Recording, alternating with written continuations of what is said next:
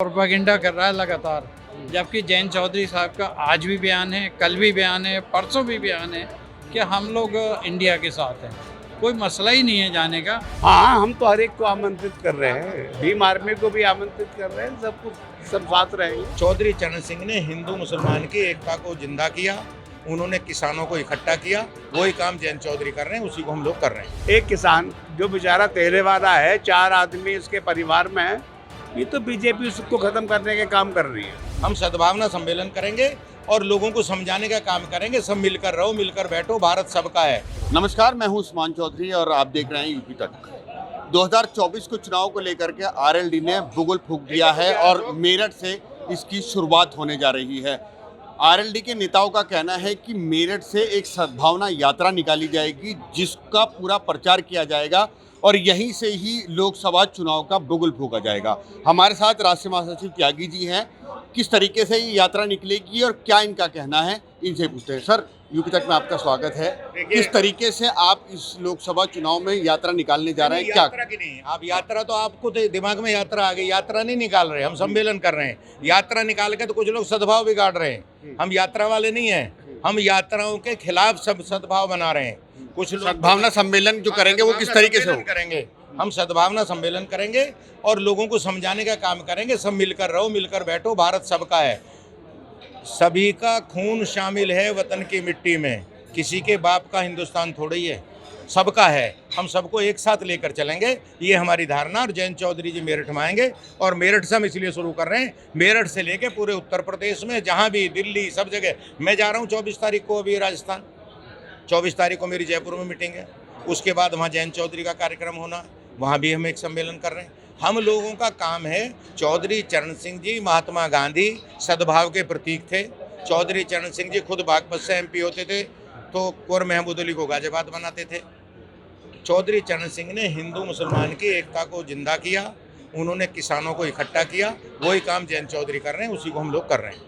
अभी आपने एक बयान दिया बजरंग बली को लेकर के कि उनका झंडा लगाया जाता है, क्या बयान है और उस पर आपका क्या कहना है? देखिए, मैंने कहा कुछ लोग बजरंग बली का झंडा लगाकर संकट मोचक बनने के बजाय संकट देने का काम कर रहे हैं। बजरंग बली संकट मोचक थे। बजरंग बली का ये क्या झंडा लगाया कि आप लोगों का घेर लो, लोगों को परेशान करो? अरे बजरंग बली ने तो सबको संकट से हल करने का काम किया है। मैं भी हनुमान भक्त हूँ, पर हनुमान जी का जो है संकट मोचक नाम तिहारो, वो तो संकट मोचन करते हैं, वो संकट देते थोड़ी हैं। अब लोगों ने नारा निकाल लिया है कि संकट देवो काम तिहारो, और वो संकट दे रहे हैं लोगों को। हम संकट मोचक, हनुमान जी संकट मोचक हैं।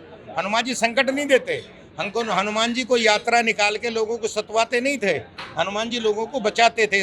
उन जो डरे हुए थे उनको बचाते थे। कौन लोग हैं जो इस तरीके से हनुमान के नाम पे डरा रहे हैं? मैं लोग किसको बताऊं? अभी तो मैंने बताया कि लोग झंडा लगाए। अब आपको सब मालूम है, मेरे से क्यों आप उसको कहलवाना चाहते हो? मैं कह रहा हूँ हनुमान जी के नाम पे किसी को डराना गलत है। हनुमान जी संकट मोचक थे, हमारे इष्ट देव हैं, देवों के देव हैं। वो रक्षा करते थे, उनको रक्षा करने वाला ही रखा जाए, उनको डराने वाला ना बनाया जाए। कितनी सीटें आरएलडी मांग रही है यूपी में? कोई सीटें मांगने का सवाल नहीं है। हम अखिलेश यादव और जयंत चौधरी बैठेंगे मिलके, और कांग्रेस भी आ गई है, मिलके सीटें तय कर लेंगे। सीट मांगने का सवाल नहीं, बैठ के तय करनी है। यहाँ और लोग भी हैं, हम उनसे बात करेंगे। मेरा जी, लगातार वेस्ट यूपी में एक बात कही जा रही है कि आरएलडी बीजेपी के साथ जा सकती है, एनडीए के साथ जा सकती है, जगह जगह इसको कहा जा रहा है। क्या कहना है आपका? ये बीजेपी का आईटी सेल जो है वो ये बात प्रोपेगेंडा कर रहा है लगातार, जबकि जयंत चौधरी साहब का आज भी बयान है, कल भी बयान है, परसों भी बयान है कि हम लोग इंडिया के साथ हैं। कोई मसला ही नहीं है जाने का, क्योंकि विचारधारा नहीं मिलती, सोच नहीं मिलती। वो अलग जहाँ काम कर रहे हैं, वो अलग काम कर रहे हैं। लगातार जयंत चौधरी भी इस तरीके की बातें बीच बीच में करते रहे हैं, जिससे ऐसा संकेत गया है कि वो एनडीए ज्वाइन कर सकते हैं। नहीं, कभी नहीं किया, कभी उन्होंने ये नहीं कहा, और अब तो खुल के कहा है और बहुत सख्ती से कहा। तो बहरहाल आज शाहजेब रिजवी साहब ने ज्वाइन किया है, हम इनका वेलकम करते हैं। और ऐसे ही लोग नौजवान आ रहे हैं हमारे यहाँ, बहुत नौजवान जुड़ रहे हैं। अच्छा, बीएसपी क्या इस गठबंधन में नहीं आने वाली, जो बीएसपी पे ही आपने तोड़नी शुरू कर दी? बीएसपी आए, ये तो विचारधारा पर है आधारित। बीएसपी को लाना नहीं चाहते, जो बीएसपी तोड़नी शुरू कर दी? तो दरवाज़ा पहले ही खोले हुए हैं उनके लिए, वो अभी नहीं आ रहे, अब सोच रहे हैं, अगर आएंगे तो आ जाएंगे। कोई हर्ज नहीं उसमें। आने से पहले ही उनमें तोड़फोड़ शुरू। वो तो अच्छा है, ज़्यादा जल्दी आ जाएं तो अच्छा। शावेद जी, आप बीएसपी छोड़ के आरएलडी में आए हैं, क्या बीएसपी की बिल्कुल संभावना नहीं है इंडिया के साथ आने की? चाहे तो हम उनका स्वागत करते हैं अगर इंडिया के साथ बीएसपी आए, लेकिन मैंने तो जयंत चौधरी साहब से मुलाकात करी, 2 मरतबा मैं मिला, मुझे उनका स्वभाव, उनकी विचारधारा को पसंद आई, इसलिए मैंने राष्ट्रीय लोकदल परिवार ज्वाइन किया। और मैं राष्ट्रीय लोकदल के साथ पूरे परिवार, अपने साथियों के साथ, अगर राष्ट्रीय लोकदल परिवार को मेरे खून की भी ज़रूरत पड़ी, मैं परिवार के साथ अपना खून भी देने के लिए तैयार हूँ। हमारे साथ यहाँ मेरठ के सिवाल खास से विधायक हैं और वेस्ट यूपी में ख़ास तौर से आरएलडी को लेकर के आरएलडी एक मजबूत पार्टी मानी जाती है, तो क्या विधायक जी क्या लगता है किस तरीके से आरएलडी लड़ने वाली है, कितनी सीटों पर लड़ेगी और वेस्ट यूपी और यूपी को देखते हुए कितनी सीटें उसको चाहिए?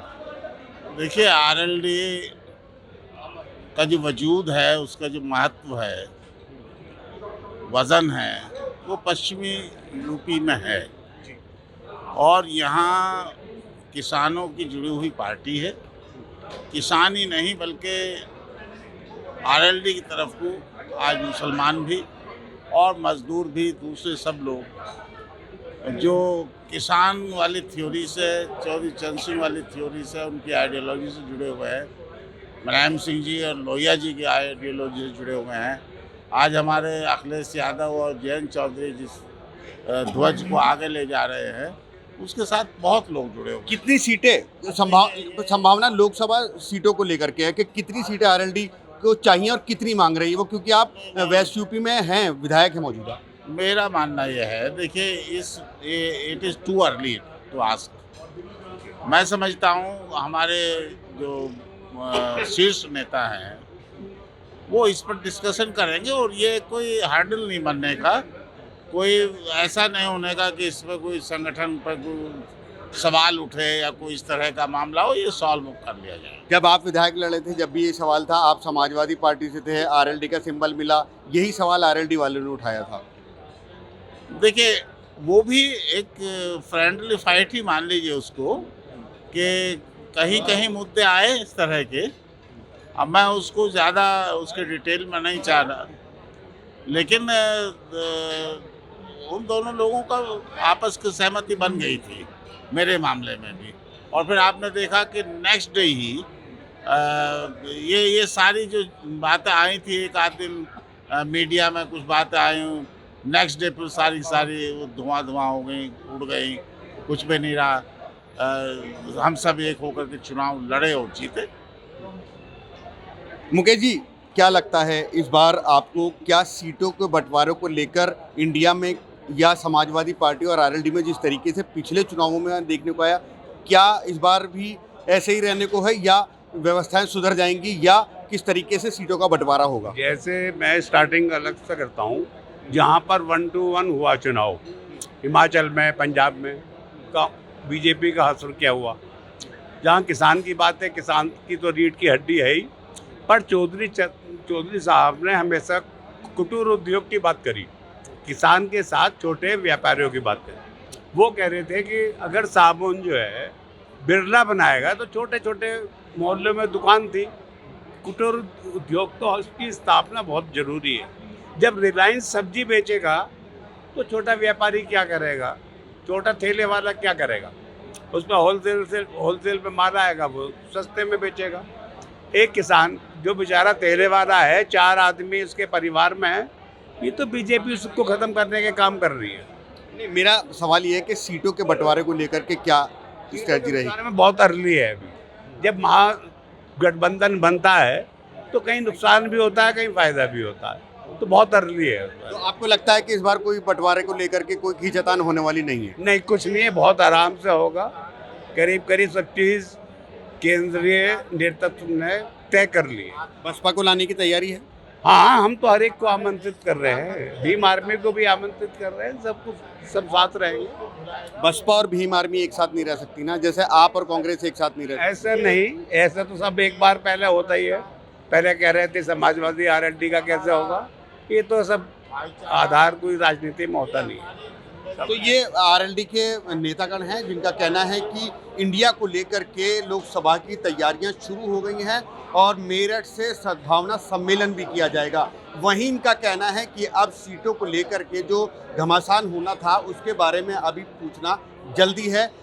जो नेता हैं राष्ट्रीय स्तर पर इसको तय करेंगे। हालांकि जो बताया जा रहा है कि आरएलडी 12 सीट मांग रही है और उसी का वो दबाव बना रही है कि उसको 12 सीट उत्तर प्रदेश में लोकसभा की मिले जिससे वो चुनाव में तैयारी कर सके। उस्मान चौधरी, मेरठ, यूपी तक।